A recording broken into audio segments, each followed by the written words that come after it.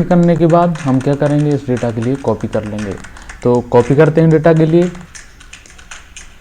Select कर लेते हैं, सिलेक्ट कर लिया, जितने भी पॉइंट दिए हुए हैं उस पर कॉपी करते हैं और ये हमारा डेटा कॉपी हो गया।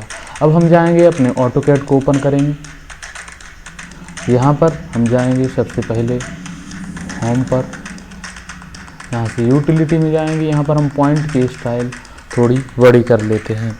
यहाँ पर मैंने 5 दे दिया है और ये हमारा पॉइंट स्टाइल है ताकि शो होता रहे। आपको पहले एक बार नॉर्मल करके दिखा देता हूँ, जैसे कि ये हमारा पॉइंट दिया हुआ है, इसको यदि मैं करता हूँ ओके, यहाँ पर जाऊँगा, यहाँ से पॉइंट ले लूँगा।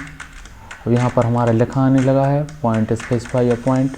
तो यहाँ पर हम जो डेटा वहाँ से कॉपी किया था उसको एंटर कर देंगे, Ctrl+V दबा देंगे, तो ये हमारे देखिए पॉइंट्स बनने लगे हैं। यहाँ पर हमने पॉइंट साइज़ 5 रखी थी, तो हमारे पॉइंट इसमें क्लियरली विजिबल हो रहे हैं। कभी कभी क्या होगा कि आपकी पॉइंट साइज़ यदि छोटी होगी तो उसमें एक क्लियरली विजिबल नहीं होंगे। और अब यदि इन पॉइंट्स के लिए हम क्या और थोड़ा बड़ा करना चाहते हैं तो उसके लिए भी एक ऑप्शन है। पहले हम वापस जाते हैं इसमें,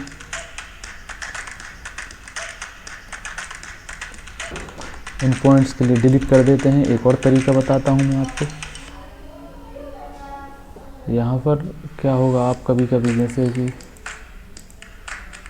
पॉइंट स्टाइल में ए वाला सिलेक्ट कर लिया आपने, तो एक दूसरे के ऊपर ओवरलैप हो जाएंगे पॉइंट।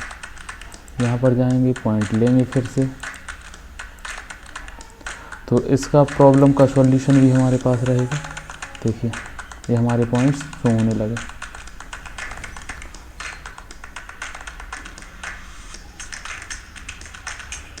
ये हमारे पास पॉइंट हैं। अभी इन पॉइंटों के साथ प्रॉब्लम क्या है, ये एक दूसरे के ऊपर ओवरलैप हो रहे थे, तो इनको तो जूम इन कर सकते हैं। यदि ये भी प्रॉब्लम आपको आएगी तो आप यहाँ पर जाके RE एंटर कर दीजिए।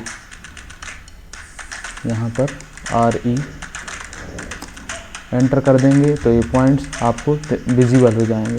यहाँ पर जैसे ये पॉइंट विजिबल हो रहे हैं। Thank you.